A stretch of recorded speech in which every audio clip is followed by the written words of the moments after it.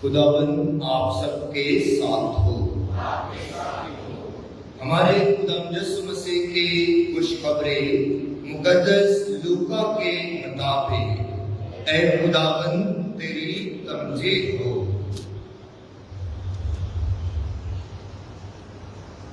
उस वक्त जब यीशु के साउद के दिन करीब थे तो उसने पुख्ता इरादा किया कि यरूशलेम का रुख करे और अपने आगे कासद भेजे और वो जाकर सामरियों के एक गांव में दाखिल हुए ताकि उसके लिए तैयारी करें, लेकिन उन्होंने उसे कबूल ना किया क्योंकि उसका रुख यरूशलेम जाने को था।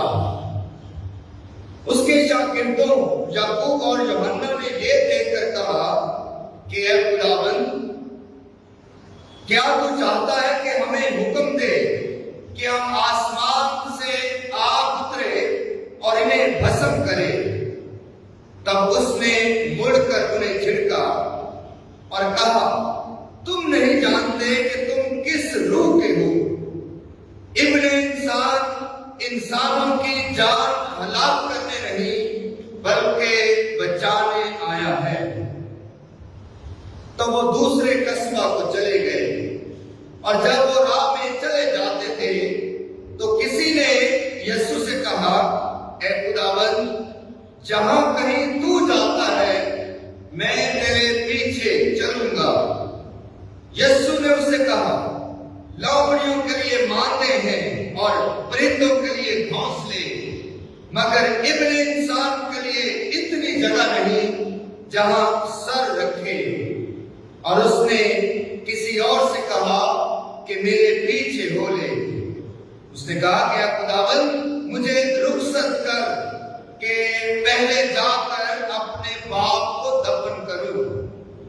यीशु ने उससे कहा, मुर्दों को अपने मुर्दे दफन करने दे, मगर तू जा और खुदा की बादशाही की बिशारत दे। एक और ने कहा कि खुदावन, मैं तेरे पीछे हो लूंगा, मगर मुझे इजाजत दे कि पहले घर वालों से रुखसत हो आऊं। यीशु ने उससे कहा कि जो कोई अपना हाथ हल पर रखकर पीछे देखता है वो खुदा की बादशाही के लायक नहीं है। मसीह खुदा में मेरे अजीजों,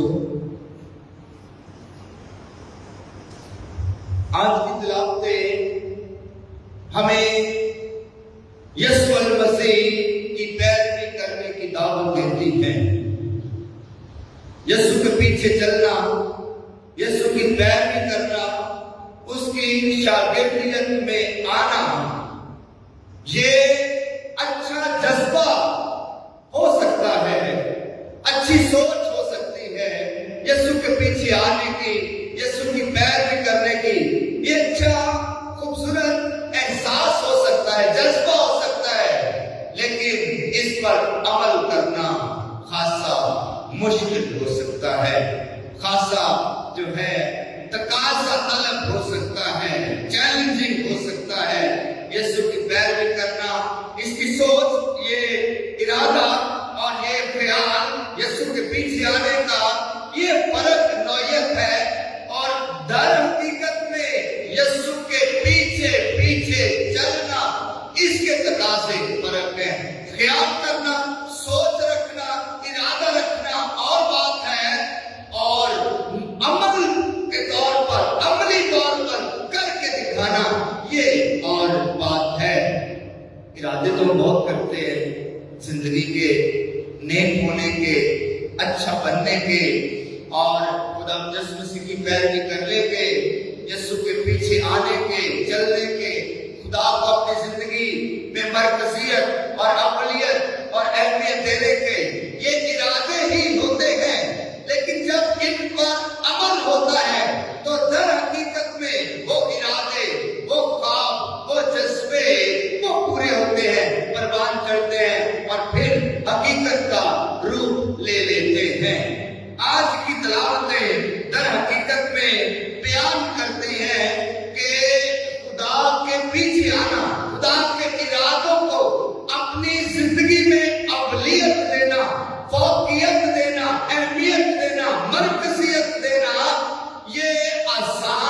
نہیں ہے، یہ مشکل بھی نہیں ہے اور اتنا آسان بھی نہیں ہے، آسان نہیں ہے اور عزیزو یہ ناممکن بھی نہیں ہے۔ بہت ساری دنیا کے لوگ ہیں، کلام مقدس کی بے شمار ہمارے پاس مثالیں ہیں جنہوں نے کلی طور پر، مکمل طور پر اپنا آپ خدا کے حضور پیش کر دیا، یسوع کے پیچھے چلے اور یسوع کے ہو گئے اور یسوع کی شاگردیت کو قبول کیا۔ در حقیقت میں ہم تمام مسیحوں کا بلاوا ایک ہی ہے اور وہ یسوع کی پرستش کرنے کے ساتھ ساتھ یسوع کی پیروی کرنا بھی ہے، یسوع کی عبادت کرنا، اس کے حضور جھکنا، اس کی عبادت کرنا، اس کے نام کو مبارک اور قدوس کہنا، یہ عمل اور یہ تقاضا تو ہے ہی، لیکن ساتھ ساتھ ایک اور تقاضا ہے کہ اس کی پیروی بھی کرنا ہے، اس کی زندگی کو اپنی زندگی کے لیے نمونہ بنا کر اسی کی طرح چلنا، اسی کی طرح سوچنا اور اسی کی طرح زندگی میں عمل کر کے دکھانا ہے۔ تو شاید ہم اپنی زندگی میں ایک عمل کرتے ہیں، خدا کی بندگی کرتے ہیں، خدا کی ستائش کرتے ہیں، خدا کی عبادت کرتے ہیں، اور جب عمل کرنے کی باری آتی ہے، یسوع کی ذات اور یسوع کی عادات کو اپنی زندگی کا حصہ بنانے کی بات آتی ہے، تو وہاں چونکہ وہ ذرا زیادہ مشکل ہے، زیادہ تقاضا طلب عمل ہے، وہاں پر بہت دفعہ ہم بھول کر جاتے ہیں، چوک کر جاتے ہیں اور اسے عمل میں نہیں لاتے۔ اور آج کی جو تلاوتیں ہیں وہ اسی ایک موضوع کو بیان کرتی ہیں کہ مسیح کی پیروی میں ارادہ پختہ ہونا چاہیے اور اپنی زندگی میں خدا کی ذات کو اقلیت اور مرکزیت دینی چاہیے۔ جیسے پہلی تلاوت آپ نے سنی، اس لیے میں نے کہا تھا کہ آئے آج کی پہلی تلاوت غور سے سنتے ہیں۔ پہلی تلاوت آپ نے سنی جن میں دو عظیم شخصیات کا ذکر کیا گیا، الیاس نبی کا اور الیشا نبی کا۔ الیاس نبی جو بہت بہادر، دلیر، نڈر، بے باک اور خدا کے کلام کے لیے غیرت رکھنے والا اور بے باکی سے کلام سنانے والا، جو شعلہ بیان کلام کرنے والا نبی تھا، اس کے بعد کیا ہوگا کہ اس نے جو ہے اپنی چادر جو ہے الیشا نبی پر ڈال دی کہ اب سے تو نبوت کرے گا، میرے جانے کا وقت آ گیا ہے۔ اور الیشا نبی جو ہے جب الیاس نبی اسے یہ خدمت کی ذمہ داری سونپتا ہے تو وہ بڑی خوشی کے ساتھ، مصمم ارادے کے ساتھ اسے قبول کرتا ہے۔ اور پھر لکھا ہے کہ وہ ہل جوت رہا تھا، بیلوں کے پیچھے کھیتی باڑی کر رہا تھا، تو اس نے دوبارہ جوڑے بیل ہل جو ہے وہ چھوڑ دیا اور اس ہل کو توڑ کر، اس لکڑی کو توڑ کر کیا کیا، اس نے قربانی کی اور جو بیل ہے اسے ذبح کیا اور اسے خدا کی قربانی کے لیے پیش کر دیا۔ یہ ایک علامت ہے، یہ ایک نشان کے طور پر پیش کیا گیا ہے کہ پہلے وہ ہل جوتتا تھا، پہلے وہ کھیتی باڑی کرتا تھا، لیکن جب خدا نے اسے اپنے پیچھے چلنے کے لیے، اپنی پیروی کرنے کے لیے، اپنا پیرو ہونے کے لیے بنایا ہے، تو پھر اس نے اپنا سارا پرانا پیشہ، زندگی کے سارے پرانے معاملات، زندگی کے سارے پرانے خیالات، زندگی کے سارے پرانے کاروبار کو چھوڑ دیا، چلا دیا اور کلی طور پر، مکمل طور پر خدا کے پیچھے ہو لیا اور اپنے آپ کو خدا کے سپرد کر دیا۔ یہ علامت ہے، میں یہ کہہ رہا ہوں یہ علامت ہے، علامتی طور پر اس نے اس پھل کو جلا دیا جو اس کے لیے آزمائش کا باعث ہو سکتی تھی۔ پرانی زندگی کبھی کبھی آزمائش کا باعث ہو سکتی ہے، کیونکہ جب بنی اسرائیل کے لوگ مصر کی غلامی سے نکل رہے تھے، بیابان میں آ گئے، عدد کی کتاب میں، تو وہ مڑ کر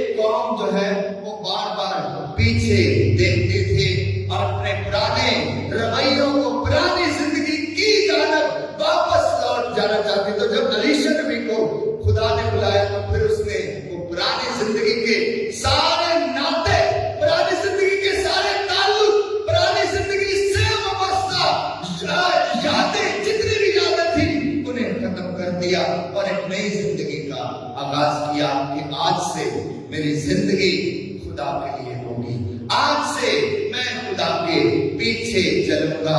और अब मैं इलियास की जगह ऐसा ही बेबाक, निडर, बहादुर, खुदा का कलाम सुनाने वाला, खुदा का खादम होऊंगा। और ऐसा ही हुआ। अलीशा का मतलब भी है यहोवा मेरी निजात है, खुदा मेरी निजात है। तो उसने वाकई अपने नाम के मतलब की लाज रखी है, इज्जत रखी है। यहोवा मेरी निजात है तो उसने साबित कर दिया कि वाकई यहोवा मेरी निजात है और उसने अपनी अमली जिंदगी से साबित किया।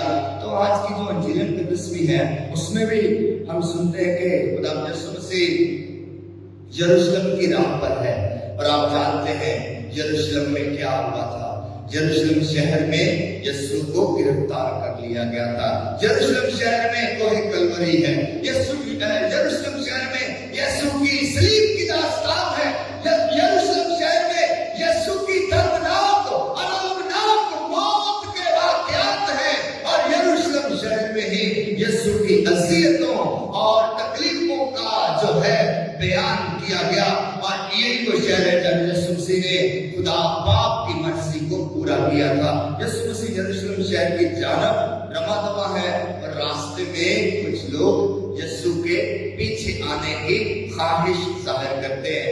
कुछ ख्वाहिश जाहिर करते हैं और कुछ को यीशु मसीह अपने पीछे आने की दावत देता है।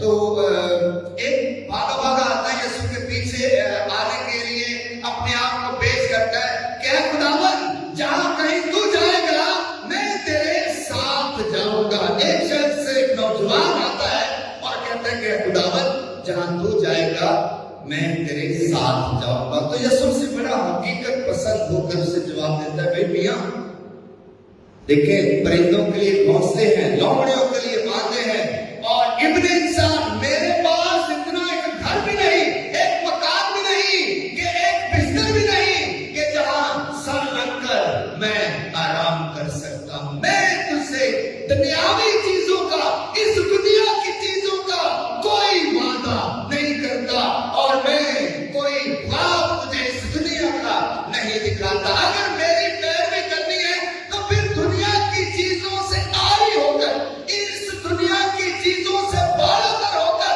मेरी पैरवी करनी पड़ेगी। क्योंकि मेरी पैरवी करने के साथ साथ तुम दुनिया की चीजों का भी ख्याल रखोगे और दुनिया की चीजों के मतलब भी सोचोगे, तो फिर मेरी पैरवी करना मुश्किल हो जाएगा। इसलिए यीशु मसीह उसे अपने बुलाहट के आगाज पर ही, उसकी इस ख्वाहिश के मौके पर ही उसकी हिदायत करते हैं कि सोच ले भाई कि मैं तुझसे इस दुनिया की किसी चीज का वादा नहीं करता।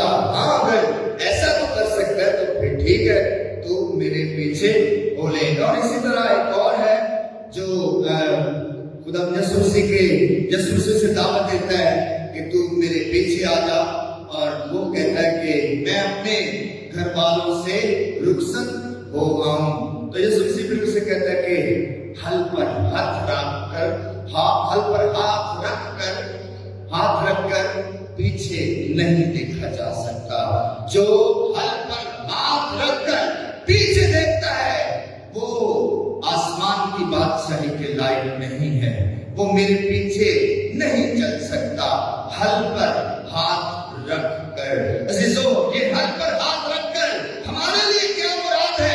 हमने यीशु को कबूल किया है, हमने यीशु के नाम में बपतिस्मा पाया है, हमने यीशु मसीह पाक तसलीस के नाम पर बपतिस्मा पाकर यीशु को कबूल कर लिया है।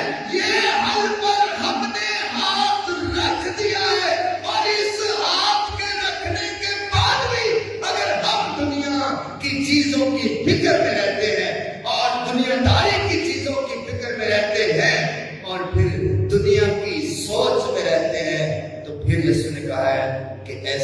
इंसान आसमान की बादशाही के लायक नहीं है।